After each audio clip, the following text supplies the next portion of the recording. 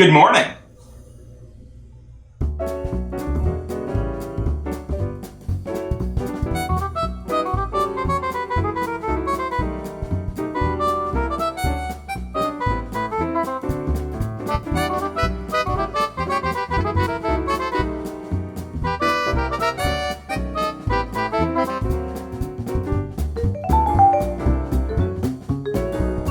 Week on Blind Ninja Studios.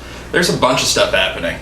On the Department of Defense this week, we are going to be talking about problems in craft beer, kind of continuing our discussion that we started when we talked about craft beer snobs, which, you know, let's admit it, we're all kind of craft beer snobs every once in a while, but we need to take a step back and be hypocrites and talk about how it's wrong.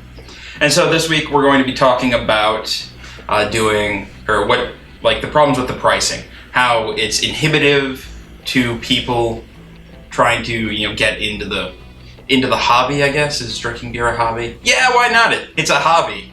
My alcoholism, it is founded. And then on Wednesday, we have a new thing of tabletop theater starting. Carlos is running this one. He's using something called the Fate system. I don't know anything about it yet. We record that on Sunday, so I'm really excited to figure that out and roleplay again, because that's always fun. And then Thursday is our last episode of Soundwave before it goes on a hiatus. So basically what's going to happen is we're going to do the episode of Soundwave that we were supposed to do last week and do it this week, because some stuff happened, and I'm sorry. Some employees made me a liar last week. I apologize for that. It's the worst. I'm so sorry.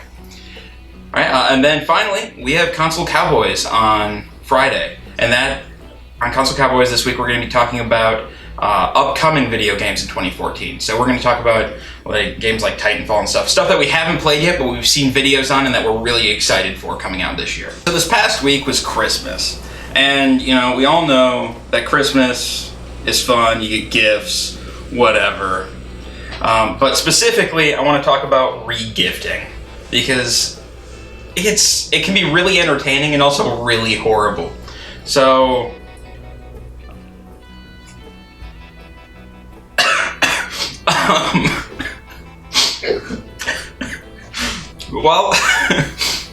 this Christmas, my parents started re-gifting a bunch of stuff that people had left over their house or at their house over this past year, and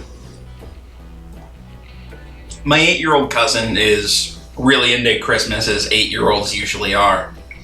And he opens up this Star Wars book, and he's really excited. He's like, "Oh my god, Lego Star Wars, they're the best!" And then he's looking around, he opens it up a little bit more, and he's like, "Wait a second.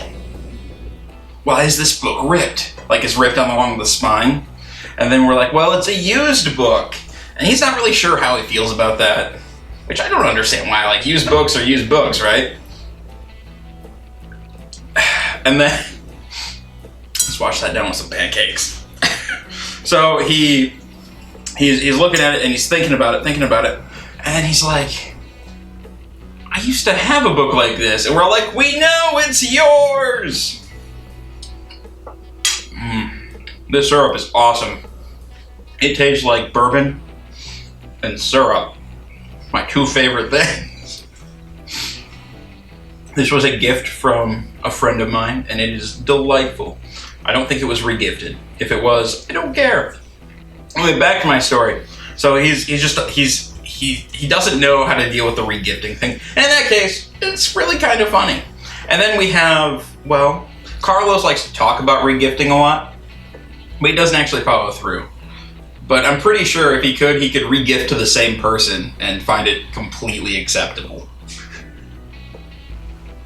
Which, it's not. If you're going to re-gift, at least give it to a different person. So if your mom gives you something you don't like, give it to your dad. He won't know. He doesn't pay attention. He doesn't know what gifts you got. Your mom does. I think that's what I'm going to leave you with. Never re-gift to your mother. My story had nothing to do with that, but that's where we're ending here. So until next week.